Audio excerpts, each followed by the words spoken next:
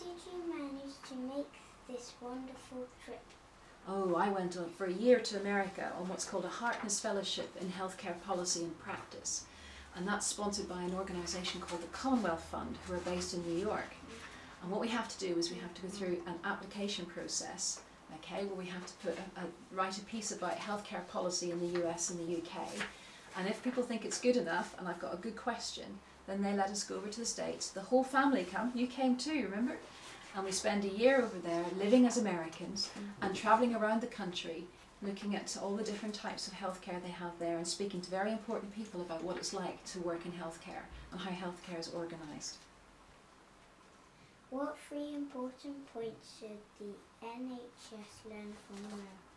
The 3 things I think they need to learn are around the importance of medical leadership, that it's important that doctors and other healthcare professionals know that their leaders are in doing the right thing for them and that they can trust them to create a good system that they can work in.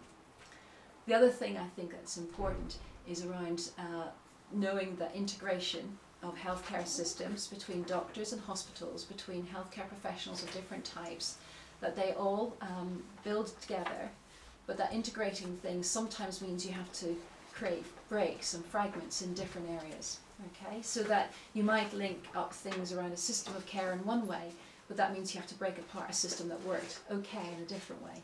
But that's okay. You got to break an omelette to break some eggs to make an omelette. Isn't that what they say? And the third thing I think it's important to know is that data is really important. Data are your eyes and your ears, is what someone once said to me.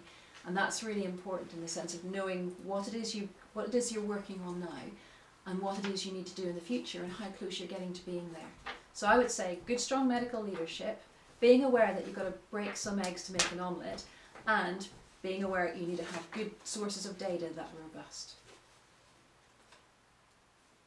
From your experience in America, what mistakes must we avoid in building systems?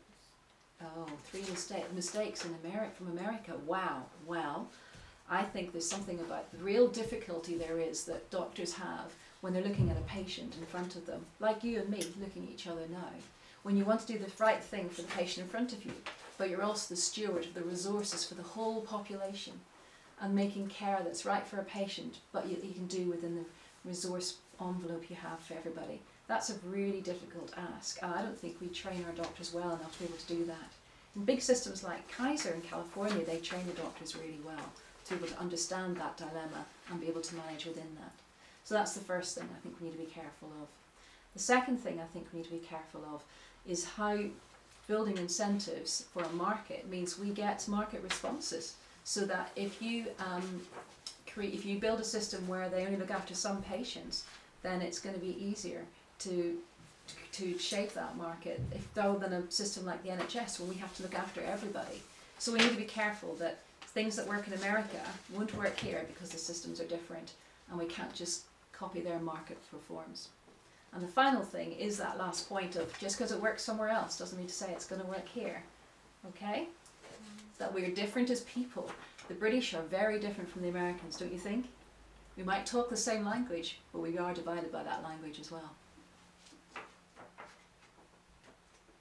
What book influenced you most in your year?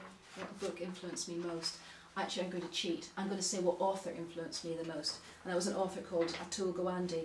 He's a surgeon in Boston, but he writes really, really well. Really straightforward so that people can understand the argument he makes. And he puts some really difficult questions into his books and answers them and puts some challenges back out to all of us. So I think we need to read more about Atul Gawande and what he's written. He's written a number of books. The 2 I read were called Better and The Checklist Manifesto. And he also writes for the New Yorker magazine, which is a great magazine to read as well. So I think he was the author that influenced me most. Which person influenced you most? Oh, apart from Atul Gawande, that would have to be Professor Larry Casalino, who was my mentor at Weill Cornell Medical School for my year. And he was really good at just trying to get you to explain things in a very short way, in a very easy way, that meant everybody understood them. And he taught me a lot about the mentality and how people think around healthcare in the US. So he really influenced me a lot. Is that it? Are we finished?